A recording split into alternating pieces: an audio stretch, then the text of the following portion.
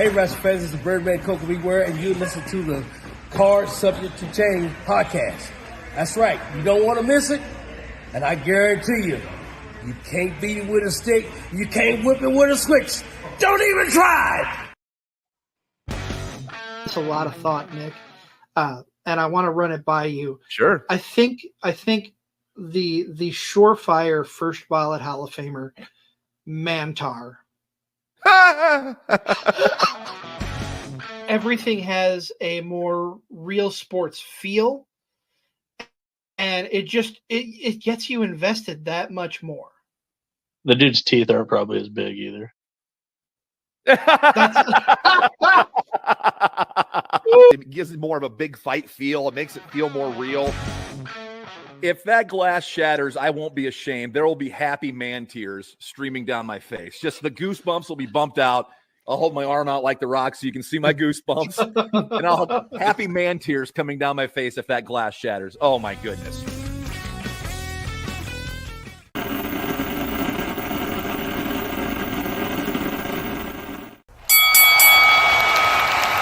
And now, your hosts of the Card Subject to Change podcast, the For Frequency's Sake Tag Team Champions of the World, the Wizard CZ, and never wrong, Nick Bull.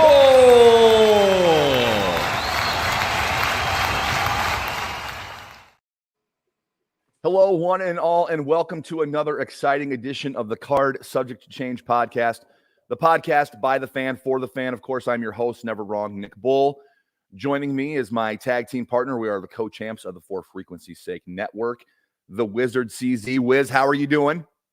I'm doing pretty good. As we are live and recording this, I want to wish everyone a happy Mother's Day, because it is Mother's Day Sunday as we're going here. But we've got a cool guest in the studio, Black and Brave graduate. Mostly based out of Chicago, doing some wrestling there, but across the Midwest. We've got one Sean Logan, better known as Sabotage. Sean, how you doing this morning? I'm living my best life. I just got off a main event tag team match last night, and I don't know why I got home at like 2 a.m. and woke up at around 6 a.m. So usually I'd be tired, but I am up. I'm ready to go. So I'm doing good. Doing good. Now, will you hit a wall later this afternoon? Because if that was me, if I went to bed at 2 and woke up at 6, I would hit the wall about 3 p.m. this afternoon. I think I will, because I usually try to maximize whenever I need. Like even today, I would have maximized sleep, but I don't know why. I was just like, I was more excited because I was like, you know what, like Cody Rhodes just won the world title at Mania, and he was on the Today Show at 8 a.m. and he probably had to fly to New York from Philly. And I was like, if he could do it, like, you better do this. So I was like, this is like a little taste. So I appreciate it. Damn it! If he can finish his story, I can continue mine. Right? Yes. For real. We'll talk about your match last night. It sounds like you're coming off an emotional high. You're feeling the highs. Give us the details about your match last night. Yeah. We got face. So at Iron Spirit Pro, me and Gunner Brave were the tag team champions. We go as the 815, and we've been. I think DB, because he's the ring announcer there, and you guys know him from Sit Down Marks.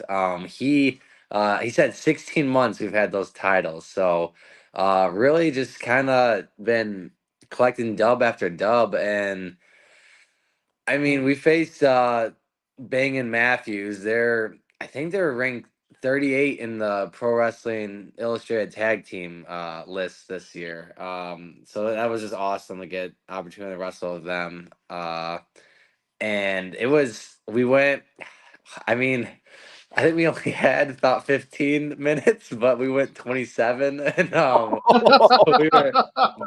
we were feeling it. I mean, we were feeling it, and the crowd kept responding. So, I know, as a worker, you're like, sometimes everyone wants to go home, but I don't know, there's pros and cons of it, and I mean, they were alive, they were with it, so like, why not keep giving them a show, So some unique spots in it too, like Gunner, he had this one spot where I'm in like a neutral corner, and he pulls out this because you got the tag ropes, right? So he pulls out this like 18-foot tag rope, ties it, and then comes gets me a tag, and they allowed it. And then I pretend the referee's like, nah, that ain't allowed. But that was a fun one. I did a spot with Davey Bang that was like, so I don't dance, whatever. Like not all of us dance, but and being a heel, I'm like, I ain't doing that. I'm more of a chicken kind of heel. And I had a little arm wringer in, and he starts dancing to get out of the hold, and then I they told me that Darren Corbin did the spot, but it was like a spot where I was like, I don't dance at all. And then my leg like starts shaking, and then I like stop the leg, and then my other leg starts shaking, and then they both start going. So Oh, like, little dance spot there. I thought that was fun. But then, we had Eddie, like a Eddie spot where we had an all down where with the chairs, you hit, throw the one guy, take the bump, and we were all down from the Eddie spot, so we all like pretend to get hit like by one another with a steel chair. So then the referee gets up, and Pepperton's like, what the heck happened here? We're all like, why is everyone unconscious? So that was a fun one. And then yeah, just a lot of spots that were just I think it was a really cool match because being main event with those guys was just awesome. And um getting like this is awesome chant, you live for that, but like getting three in the same match, that's really cool. And maybe we did go a little long, but what, screw it. I'm sure I think the promoter was happy, so that's all that matters, right? absolutely.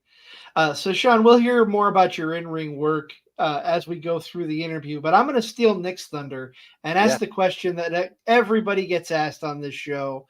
Why pro wrestling? What brought you in as a fan, and what was that crystallizing moment that made you decide I have to do this? Why pro? Okay. So I'll try not to bore you with the story, but so I first got a glimpse of it when I was 7. Me, my dad, and my sister were flipping through the channels, and my sister dropped on SmackDown, and then I saw The Undertaker, and I was hooked since. And fast forward about when I turned 12. I started training with a guy named Tony Rican in 12 by 12 wrestling ring. So like the rings you guys, any indie rings usually about 18-foot, WWE rings 20 by 20. But I had a 12 by 12 when I was 12 years old. And taking bumps that early, that probably wasn't pros and cons again. Like I might regret it one day. I do take care of my body pretty well. But taking bumps at 12, training for this, that's just, that might, cost me in the long run. But positive part of it is like I feel like I got such a head start, and I'm starting to get the fundamentals down of wrestling way quicker. A lot of people, they'll right out of high school or right out of college, um, they start training for pro wrestling, at 18 or at 22, 23. So thankfully I think it got me a head start. I definitely was like always top of every class I did for wrestling, like with Black and Brave. We had 12, no, we had 16, and then we ended with 3 at Harley Race. I also trained with Harley Race. I was one of his last classes before he passed away. But just like I think that gave me a head start, because like I knew, like when we're learning basics, I already knew the basics, so it got me a head start on all those classes. But not to ramble off, so but yeah, that's kind of how I got my foot in the door when I first saw Undertaker. Is the question also like why I love wrestling? Like why specifically pro wrestling is like What got you hooked? What makes you keep coming back? You obviously yeah. love pro wrestling, right? Yeah. So I think I look at it like this. It's a little different take, but so I think like I don't know. I think a lot of people in the world, they're kind of, not a whole lot of people are like entertainers, right? They're more like a lot of people are living the same lives, and they nothing wrong with it, but like, a lot of people work their 9 to 5, and then on the weekends it's their time to go out, right? They want to get entertained because we all love entertainment. And I'm like, man, I want to be the entertainer, right? And so I then I look back and I say, what are like the greatest forms of entertainment? And I think sports, I think music, and I think movies, right? And I don't know, maybe you guys got another take on it, but this is just those are my three, right? And I'm like, okay, pro wrestling has all three of those, you know. Movies, we tell a story in that ring, and we got characters like any movie ever has. With music, you know, we're coming out in entrance music and we're performing in front of a live crowd, like a concert.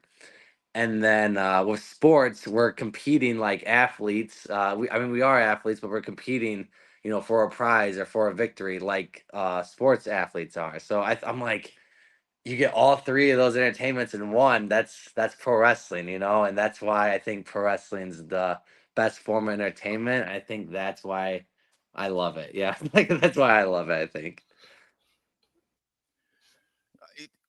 Sabotage, talk a little bit how you said you wouldn't recommend taking bumps or training at 12 years old, but how it got you ahead of the field, that it got you ahead of the game a little bit. You knew what to expect when you went and trained at Black and Brave, when you went and trained with Harley Race. Talk about how having that head start really helped you out with those places.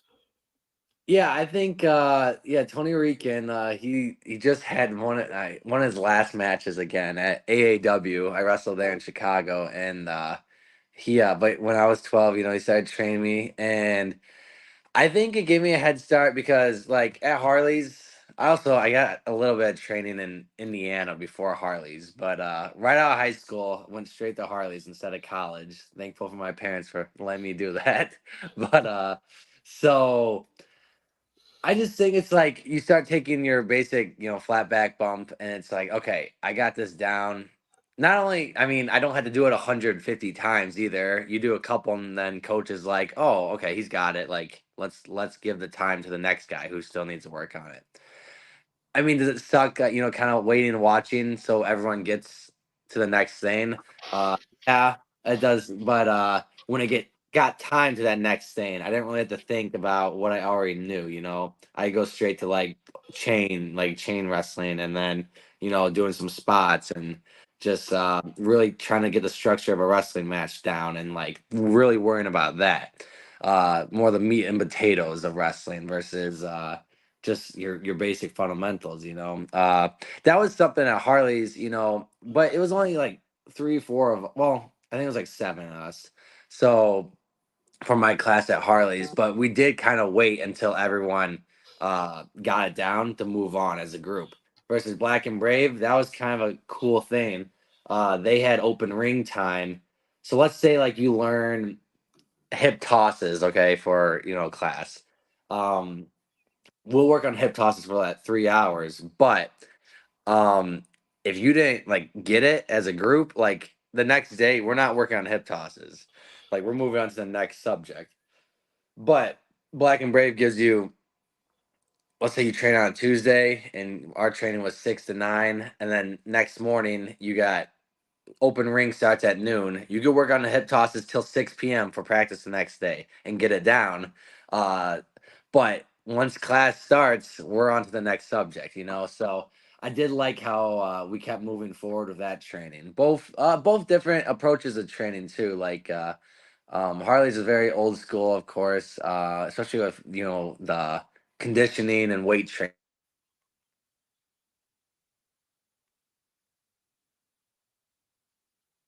I think you're muted, Sean. Oh. Uh-oh, I think he is. I think you may have muted your mic if you can hear me.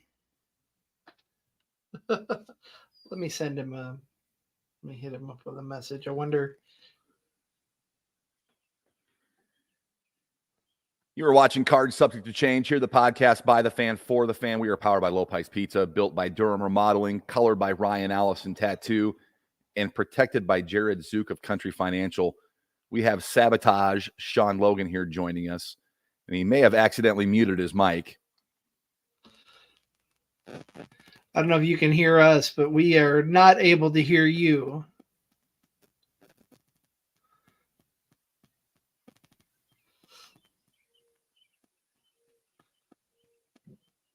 All right, tell you what, Sean, if you Sabotage. can hear me, hop out of the studio, hop back in.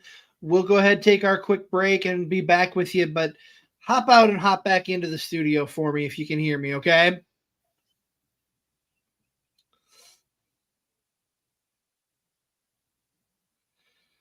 All right, we'll be right back. We're going to take a quick commercial break here. Hopefully we get him back here on the other side. Stay with us. Football season may be over, but for frequency's sake, still has you covered for all your sporting needs. Tune in every Sunday when the best professional wrestling podcast around, Cards Subject to Change, gets you caught up on everything inside the ropes. They won't miss a count with weekly analysis and interviews. More into auto racing? We've got a double dose for you on the track. Tune in to Fast Money with Rod Villagomez each week and win some money with the quickest bets in all of sports. Want more insight from Pit Row? Check out the Green, White, and Checkered podcast where they give their insight on everything happening on and off the track. Need your basketball fix? Points in the Paint has you covered with live shows every other week looking at everything in the association. Backed by popular demand, we have the return of The Payoff Pitch, FFSQC's baseball show, covering you on news around the MLB. If you're missing football, don't fret. Mark and Dan still have you covered in the football lounge. Missing Joe Winkle? Probably not, but he's still here talking sports on Educated Ignorance. Football season might be over, but we've still got you covered. For frequency's sake, you know what we mean. For frequency's sake is brought to you by Durham Remodeling, serving the Quad City area's remodeling and repair needs since 1973. Clint's Draft House, grab a bite and a pint. 7th Street, Moline. Lopez, New York-style pizza served up by the slice or pie, Davenport. Lifted Energy, energy drinks, coffee, donuts, and more. #GetLifted. Atomic Sports Cards and Collectibles. Sports cards and memorabilia, vintage clothing, hats, pennants, and more. Ryan Allison Tattoo. Step into the vibrant world of tattoos with Ryan Allison. And A Cut Above, offering quality custom woodwork designed specifically around our customers. All right. Can you guys hear me? Welcome back to the Again, show. welcome back to the show.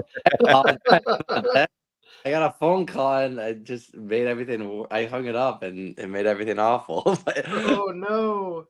We could see you, but we couldn't hear you. Well, we're glad. We're welcome back to the show. This is the Card Subject to Change podcast, the podcast by the fan for the fan.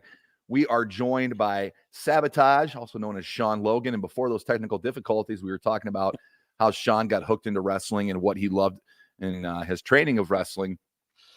Let's take you back a little while. You said you got into wrestling when you were 7 years old or when you were younger. Is there a VHS, maybe it was too late for VHS or DVD that you always went to, that you always popped in and watched? One show that really caught your eye that you watched on repeat that you went back and watched several times? Wow, that's a cool question. There was a Undertaker 15-0 DVD. Yeah, I remember that one. I watched that because he became my man, and it was in the $5 bin at Walmart. So I got that, and that's where I got really enthralled with the streak, and I was like, dude, and like I guess I just didn't realize it, but every match I'd be kind of glued to still thinking he might lose, even though it says 50-0, but I mean, I was just a kid. That's something of Undertaker. I think that's kind of cool. So when I started training, some people, I remember talking to, I think you guys had Augustus Draven on here before, but I talked to him. Yep. And he told me that he's got a mind still when he watches wrestling. He could still watch it as a fan and as a performer. And very hard. I think it's very hard to do that. I think every time I watch wrestling now, I'm trying to learn, study. Now, the only person that I would still, even to the very end, was Undertaker. I'd watch him and I'd still be at the edge of my seat all the way till the 2020, match. And I was like, anytime there was a fall see or anything, I'd watch that and I'd be like, kick out, kick out. So I guess that's just because he's my hero, but yeah, there was Undertaker 15-0 DVD, and then I guess probably the network really helped me. That came out when I was For 12, sure. so that was really cool. So I want to go back to your in-ring career a little bit here. you made your debut with NWA Chicago here in the last couple of weeks. Yeah. Talk about what that felt like, how that experience was, just in general overall, what that experience was like going into NWA Chicago. Yeah, that was a cool opportunity. That's I look at like a guy like Joe Alonzo, and I think he's a couple years older than me, but like he kind of like, and he doesn't even know this, we don't really talk that much, but I'm just like, man, like I remember actually reffing when I was like 12, or when I was like 14. He was 16, wrestling one of his first matches, but um yeah, he's a signed NWA guy now. I think he's their young, or gosh, he's like the young champion. I forgot the name of their title specifically, but maybe junior heavyweight. Maybe that's what they call it. Um, but he's a guy. He was there at the Chicago show, and like he kind of inspires me to like, you know, be like keep going with like how he is. But he's an NWA talent. He was there, and just how he like keeps driving through wrestling, and I I just like his like his I guess it's just mindset to it, just how he approaches it, and just doesn't really care what people think. Um, but there's a guy named Daisy. He reached out. He works for NWA. He wrestles for them, and was like, "Hey, I got an opportunity for you." And Daisy, it seems to be like it's like Billy Corgan's the head honcho, but it seems like guy named Brian Idol and then Daisy. They're kind of the guys that help orchestrate the whole thing. And they reached out of opportunity, said, "Hey, I got a match for you. We're coming to Chicago." And I was like, "Crap! Like this is legit." Like this NWA nervous, and end up. I was really happy with my performance there. Actually, I was nervous. I was like, "Are they gonna let me be heel face? Like, let me pick?" And they end up, we get a gauntlet match, and gauntlet where two people are in, one out, next guy comes. Yep. I was like, man, how is this go? Like, and we got 12 minutes. So I end up getting like that. I'm the only one that was like, all right, I'm a heel, and I don't know if I made the right choice or not, but I won 3 matches. So I beat Chico Suave, Rafael, gosh, I think Quintero is the last name.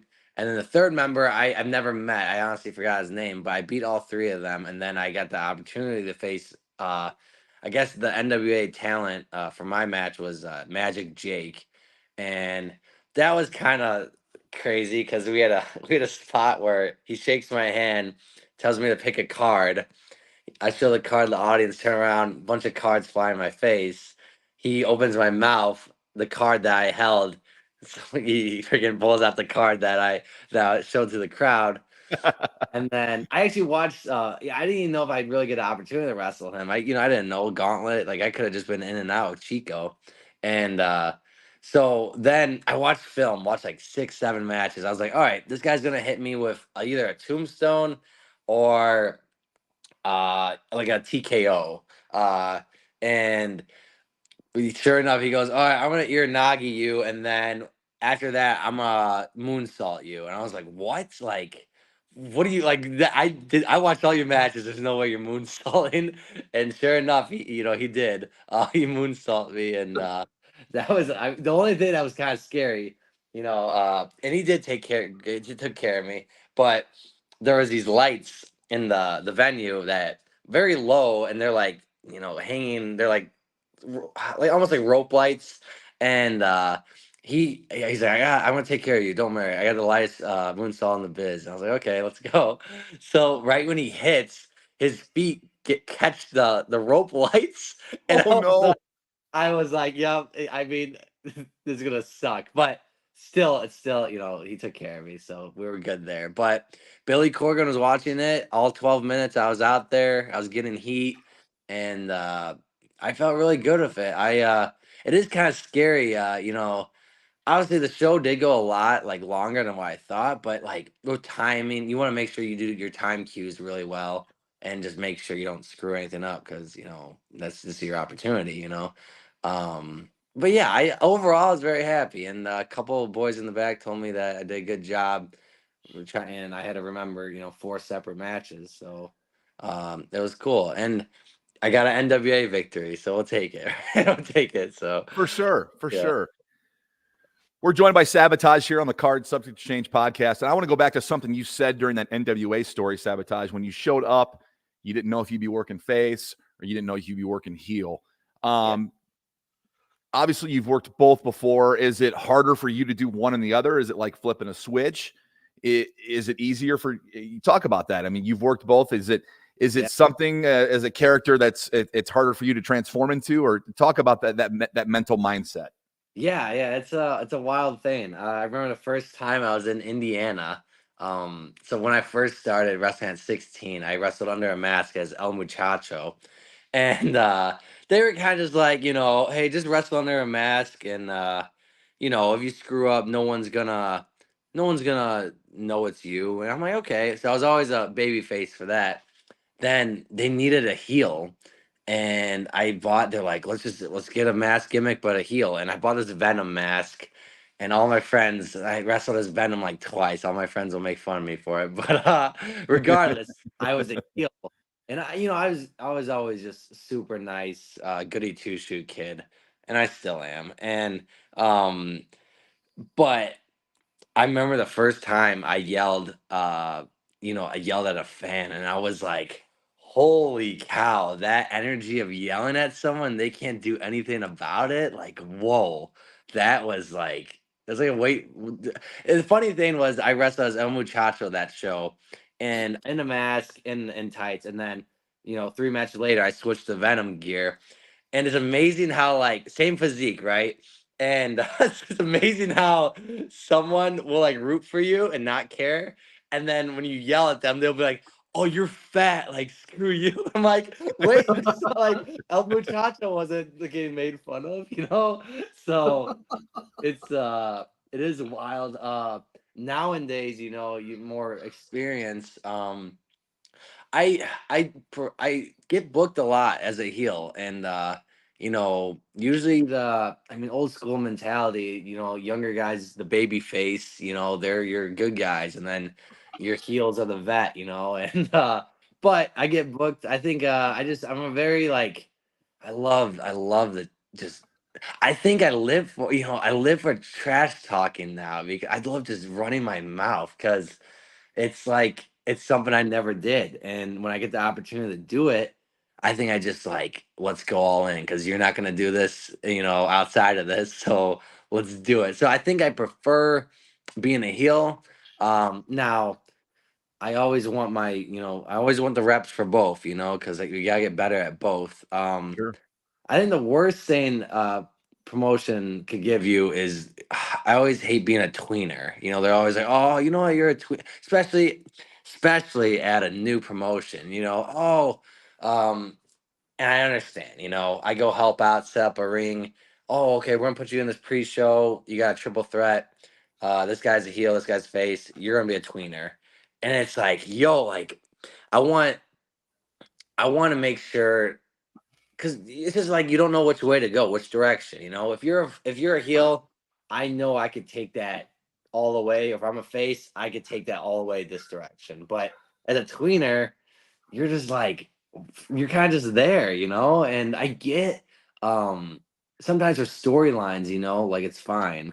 But when you got a pre-show match, new promotion, you don't got a storyline. So that's that's the worst thing to get, is being a tweener. I do enjoy just being a heel, and then I love that. Yeah, being a face is awesome too. It just right now I've been getting booked a lot as a heel, so we're gonna keep rolling with it.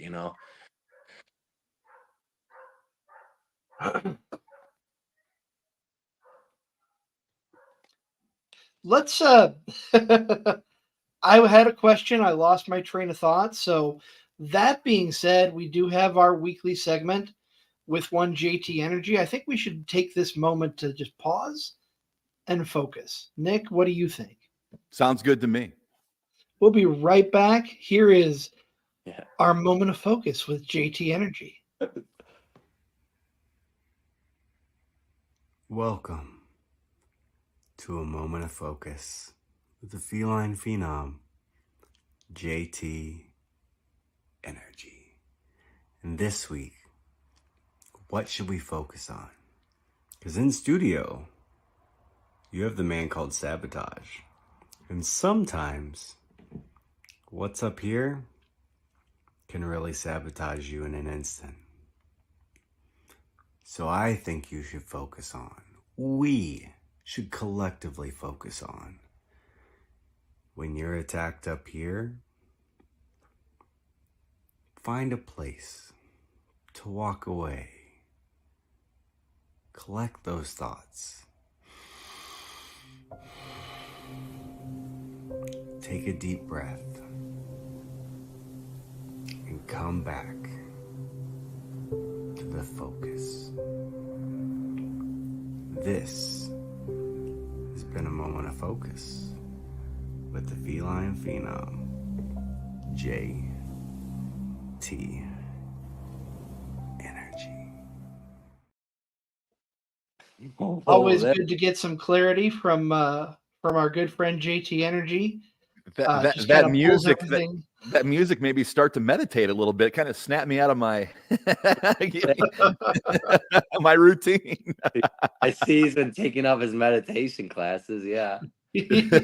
I actually He heard, definitely has. yeah, I heard the other they had that Jerry Lynn seminar the other day at Black and Brave, and I heard that I wasn't there for that, but one of my buddies said that JT Energy asked Jerry Lynn about what do you do outside of wrestling that like helps you with wrestling, and then Jerry Lynn said something about he likes heavy metal music. And then JT Energy said, "Oh, okay, I like meditation." So that was yeah. Quite the So- two opposite ends of the spectrum, but whatever helps you out, right? Yeah. What do you? Okay, I'll feed into that. What do you do outside of professional wrestling? What do you? What piques your interest outside of professional wrestling? Keeps you sane? What's your escape, Sabotage? Man, that's I got asked that kind of the other day. Some dude in the locker room comes up, "Hey, Sabotage, like, what do you do outside of wrestling? Like, what's your hobbies?" And I'm like, "Okay, let's think." And maybe I got hobbies, but like, dude, everything I do is towards this, you know. Sure. I built this little gym that I'm at here, and like I power lift. I like that, but that's to get stronger for wrestling. I love bodybuilding, but that's to look better for wrestling. When I did improv classes, that was so I got better at talking for wrestling. I don't go in the tanning bed, because I like it. I try to look better in the ring. I just started taking babble Spanish classes, and that's not really a hobby of mine, but I'm doing it so I could learn how to do a match with a luchador. I it's like everything is like every day I make sure I read because I hate reading, and but I like, let's do something you hate every day so you get better. And like all I have here for my books, these are all wrestling or bodybuilding books. So it's like I just like always obsessed with the I'm obsessed with the craft. Um I guess the only thing I can think of is I like longboarding. That's like one normal thing, I guess, that I like doing. But yeah, just everything. I think I enjoy. I heard Arnold say it, and he's like, everyone's always wondering why you're smiling. You're in the work the gym 4 or 5 hours a day, and like you got another 100 reps of curls you gotta do. Why are you smiling? And he says, I'm smiling because I know every rep is one step closer to my goals. So I think I really enjoy just chasing these goals through outside the wrestling ring. That's what it's wild, but like I don't know. Maybe one day I had a conversation last night with a guy that he was a strongman 10 years, and I got my accomplishment done of winning this competition, and then I was like, let's move on to pro wrestling. And I kind of think about like Arnold, with Arnold, he got the top of bodybuilding, and then he gets to the top of movies, and then he gets to a top of politics, and it's like, would there be something to move on after wrestling? I'm not sure, but right now I'm gonna go all in with wrestling. There's always people saying like, "Oh, what's like your plan B, Sean? What's like the backup plan if like wrestling doesn't work out?" But I think the second I start thinking about a backup plan is the second I'm not 100% in on plan A. And so it's like right now wrestling's the goal, and I think everything, every breath I take, every moment of each day is like, let's get one step better at being a professional wrestler. So that's kind of being around the bush of longboarding, but yeah, Oh. that's yeah. So let me go back to something you were talking about. You're not a fan of reading, but you're pushing yourself to read something every day, and you're focused on bodybuilding and wrestling. This is gonna trip Nick's trigger because he's a big reader of wrestling biographies. Is there a particular wrestling book that you've read that is just absolutely your favorite? Let's see if I got one. I really liked so biography being like a specific wrestler. Yeah. Okay.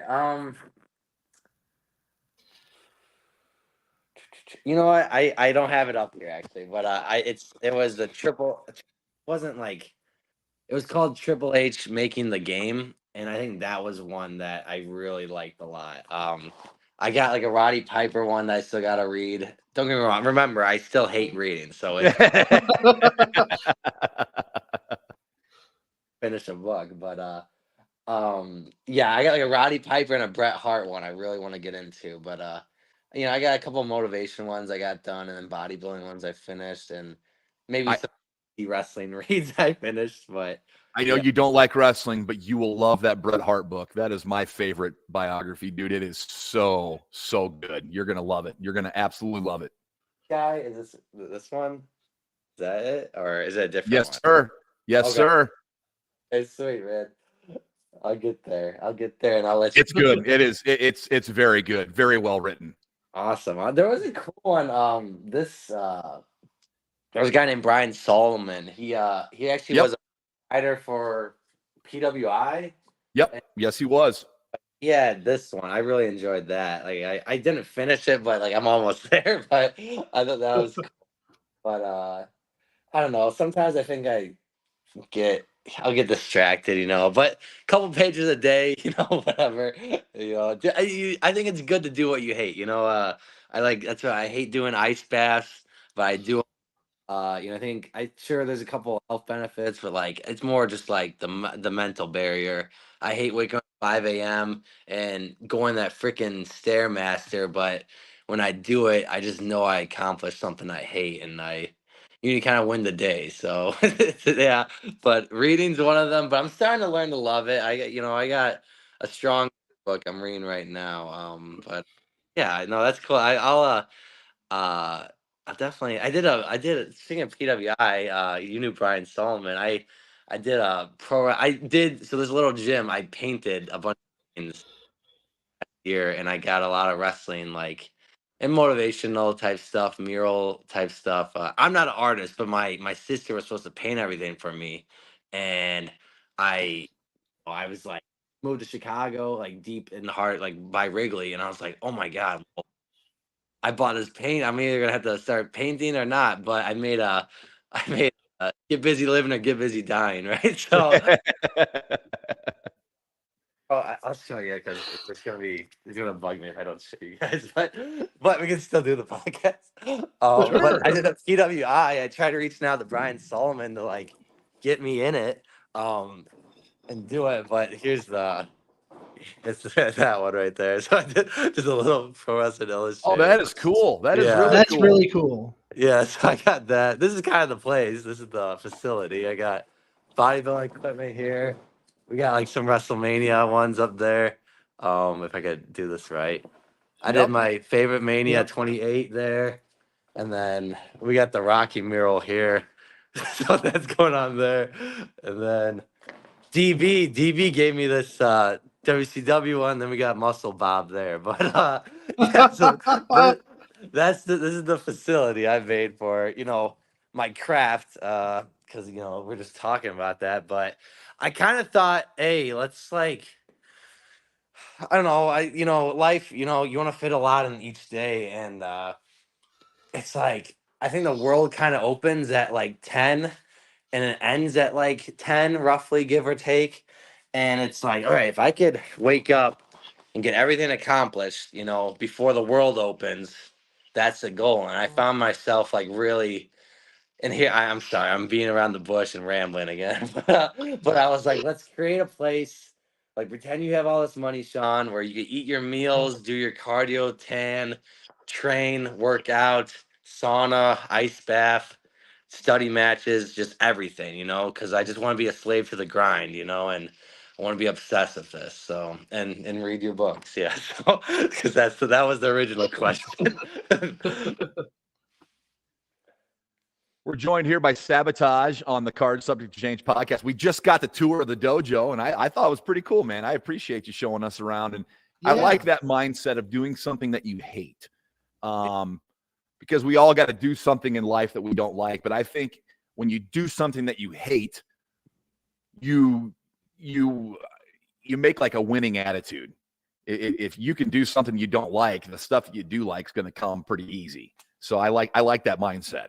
That's cool. Yeah, I appreciate that. That's cool. I don't think I've ever thought about like the stuff you said the stuff you do like or you don't. Is that what you're saying?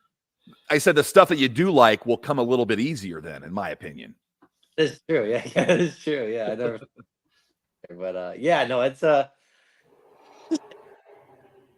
and every day we learn and get better at whatever we do. But I'm sure, is there like things you guys are obsessed with, like with this podcast outside of that, like do you guys is there something like you just go to bed thinking about every day and like just are obsessed with? And wrestling, being a wrestling fan, I'm always thinking about like what the next show is I want to watch. Always thinking about this show, like what we're going to talk about with who. So yeah, this is, I think I can speak for CZ here. This is our hobby.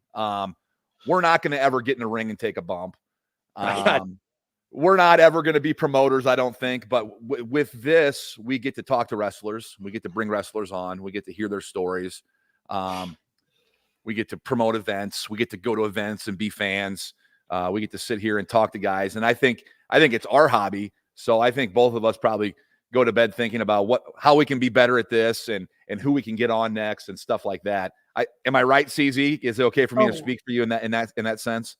Yes, 100%. This is wrestling is an obsession for me. I hate to say it, but it's what I'm most passionate about. And since we started this podcast, I've even more passionate because we get to bring people on like you, Sean, who are making their way through the independent world, and we get to help you put your name out there a little bit further than you would have otherwise. I love being able to do that. Yeah, and like you said, you hate that you love wrestling, but like obsession is, I think we put a negative label on obsession, and like I think obsession is just like it's like being a nerd or something, It's like and you can't teach obsession. And a lot of friends lately, and I'm living this life that, and I'm not any different than any of my friends, but like they just knew I got a dreamer's mindset, right? And it's like they don't know what they want all in their early 20s, and they're just like, I don't even know what hobbies I want to do. And I get help with them. I'm always locked in on this, and like I said, anything I do is towards this.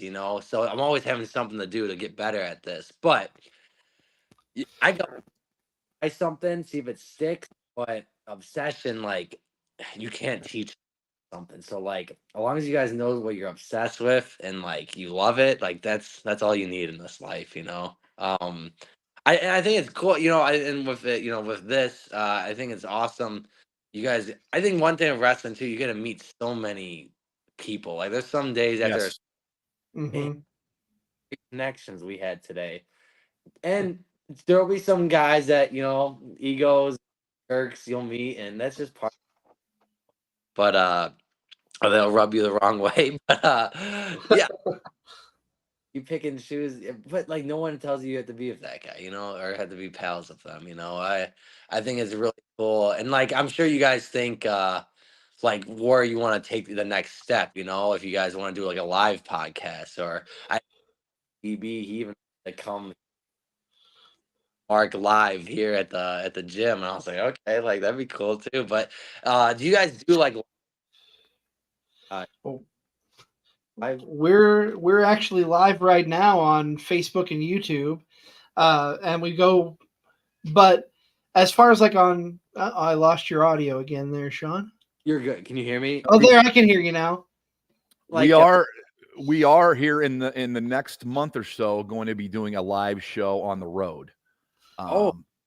Most of our stuff has been in studio here, but we haven't announced it yet. But in about a month or so, we're going to be taking our show on the road before a wrestling event, promoting the wrestling event and promoting our show live before the wrestling show goes on. So yeah, we are kind of taking the next step that way. well, that's Go awesome. ahead and finish that thought, Nick, because I was planning on announcing it at the end of the show. You already pulled the trigger. Let's talk about that for a minute. What's the date? I forget because it is early on a Sunday morning. Is it June 15th. June 15th, card subject to change, goes on the road to Waterloo, Iowa. We will be broadcasting live pre-show from the Cedar Valley Sports Complex for Absolute Pro Wrestling. They have a big show that night. So card goes on the road that night, June 15th. Waterloo, Iowa. We'll be taking on the road. We'll be packing up our gear and then come on out and see us at the show. We'll be talking with wrestlers live before the show while everybody's waiting in line, waiting to get in. We get to go right to the front of the line, CZ. That's a first for us. Get to go to the front of the line and get in and get set up. But yeah, we're taking the show on the road and looking forward to talking to the wrestlers and interacting with the fans. I'm really excited about that. And, you know, I'm excited we were able to get Sabotage in the studio today. So, Sean, thank you so much for joining us. Before we get you off the hook, tell us where people can find you both on socials and in the ring coming up in the next couple of weeks. Yeah. And all social media is at Sabotage. So on Facebook, Twitter, Instagram. Then ring. It's a funny story. I'll tell you. So I make my tri-state wrestling debut this Saturday, May 18th. And I'm performing. So I have a couple of characters. And I think sometimes in wrestling it's good to have a couple of characters because, like, I don't know, in a sense we are kind of like actors, and like I feel like I'm better when someone gives me a role versus trying to, sometimes sabotage, that's not everyone's favorite. So like, there's a promotion called Second Wrestling. They give me a role, and I'm Sean Logan, very social media. But the funny thing about that, we had a show in Chicago and Tri-State Wrestling in Cincinnati, Ohio. I've been wanting to wrestle there for maybe a year and a half too, and the guy reached out to me. He's like, "I just saw you perform. Oh, like I can't wait. Like I want to use you for the show." I'm like, "Oh my god, no way! Sabotage is gonna make his debut in Cincinnati." And he's like, "Dude, yeah, I saw the Sean Logan gimmick, and like I book you." Like, oh my god, like. But it's a character that I guess like I was saying, they give me a role and I try to take it as far as I can go. It's kind of like taking a heel or face as far as you could go. Same thing. Like, give me a character, you gotta just take that opportunity to shoot for the stars, because uh every opportunity could be your last opportunity, and let's just do the best we can. I guess character enough. I cut a promo of that show at booked for May 18th in Cincinnati, and then so hopefully that goes well. Very next day, I'm driving to Iowa for, Among Wrestling. That's a promotion. I